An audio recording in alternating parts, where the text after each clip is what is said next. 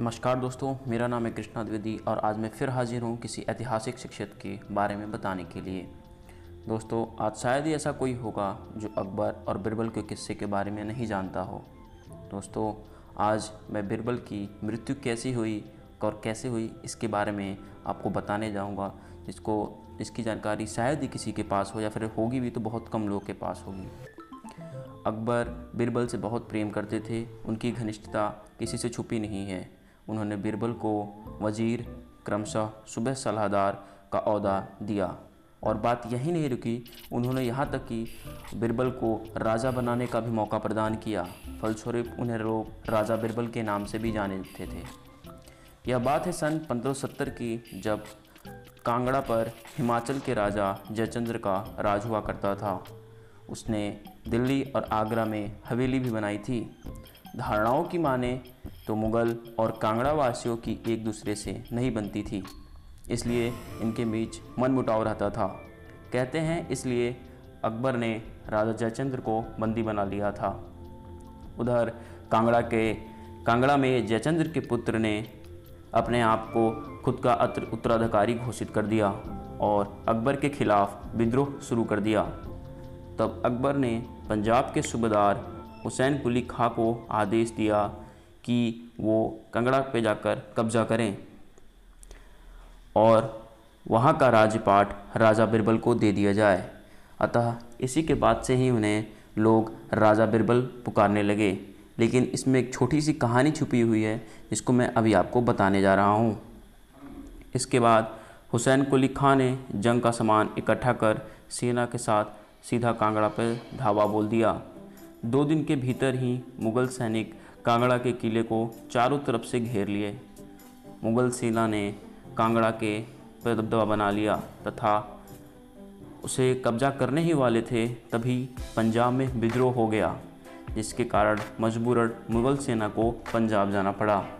लेकिन अकबर जीत को इतने करीब आकर वापस नहीं जाना चाहता था, इसलिए उन्होंने राजा जयचंद्र के पुत्र के साथ कुछ समझौता किया, जिसके फलस्वरूप बिरबल को पूर्ण राज तो नहीं मिला, परंतु इस कमी को पूरा करने के लिए अकबर ने बिरबल को एक अनोखी सैन्य टुकड़ी भेंट की।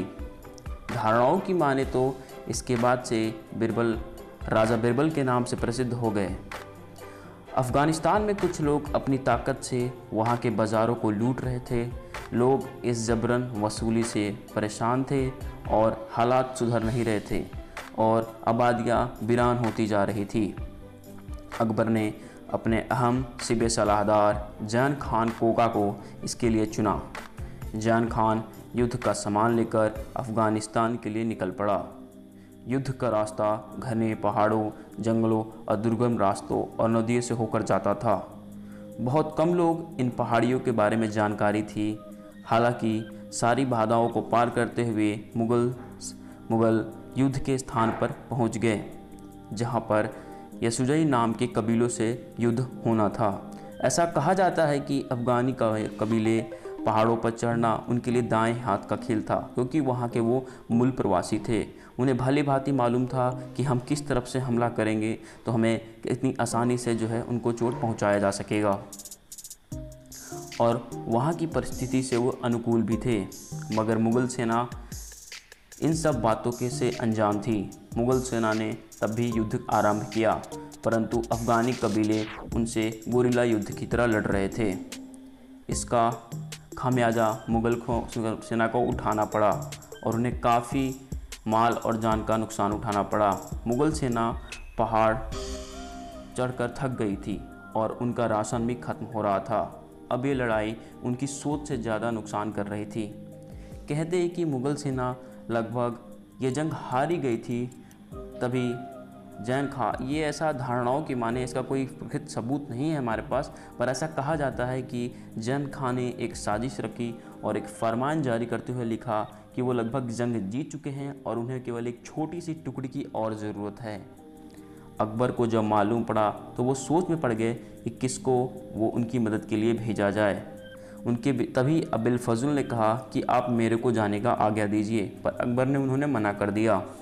परंतु बाद में जब अकबर से बिरबल ने जैन खान की सहायता प्रदान करने की बात की तब अकबर मना नहीं कर पाए और उन्हें अपनी टुकड़ी के साथ जाने की आज्ञा दे दिया। बिरबल अक्लमंद तो थे लेकिन उन्हें युद्ध नीतियों के बारे में जरा भी जानकारी नहीं थी।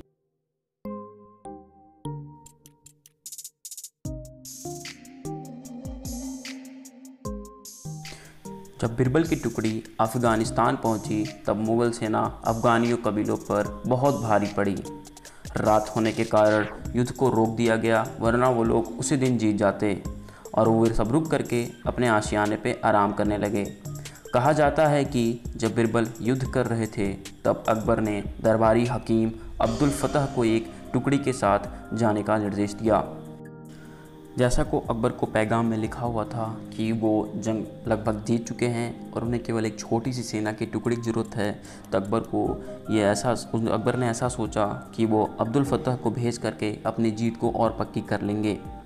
ऐसा कहा जाता है कि जैन खान, बिरबल और अब्दुल फतह के आपसी मतभेद हुआ करते थे।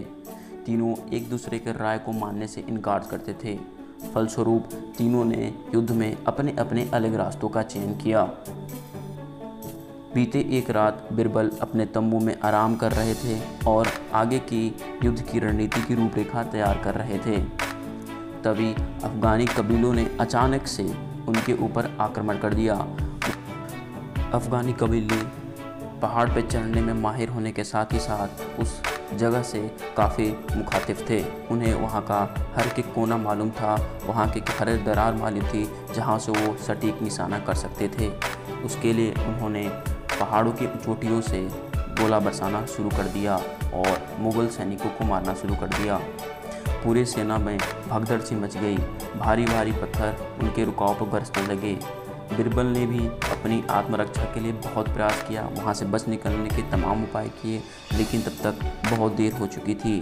तब तक एक अफ़गानी तीर उनके सीनों को पार कर चुका था और मदद न मिलने के कारण वो वहाँ पे मर गए। कहते हैं कि हज़ारों की लाशों में उनके लाश का नहीं पता चल पाया और अकबर इस बात से बहुत नाराज़ थे, क्योंकि वो बिरबल को उनके धर्म के अनुसार उनका अंतिम संस्कार करना चाहते थे। कहते हैं कि अकबर इस घटना से इतना आघात हुए कि उन्होंने 2 से 3 दिन तक खाना भी नहीं खाया और इस भारी घटना से उन्हें उभरने में काफ़ी समय लगा। तो दोस्तों, मैं उम्मीद करता हूँ आपको हमारी वीडियो अच्छी लगी होगी। अगर आपको हमारी वीडियो अच्छी लगी हो तो शेयर सब्सक्राइब ज़रूर कर लें, लाइक और शेयर करना बिल्कुल भी ना भूलें। दोस्तों, हम अपने चैनल पे ऐसे ही वीडियोस ला के आते रहते हैं और आप सभी का सपोर्ट हमारे लिए बहुत महत्वपूर्ण है। आप जितना हमें सपोर्ट करेंगे उतना हमें प्रोत्साहन मिलेगा, ताकि हम ऐसी और वीडियो आप सभी को लेके आएँ और आपको ऐसी ज्ञानवर्धक चीज़ें बताते रहें। ठीक है, तो इस चैनल को देखने के लिए बहुत बहुत धन्यवाद। आशा करता हूँ आप भी हमारे और वीडियोस को इसी प्रकार देखते रहेंगे और अपना प्यार और सपोर्ट में बरसाते रहेंगे। इसे ज़्यादा से ज़्यादा तक लोगों को शेयर करिए। Thank you so much for watching this video. Good bye.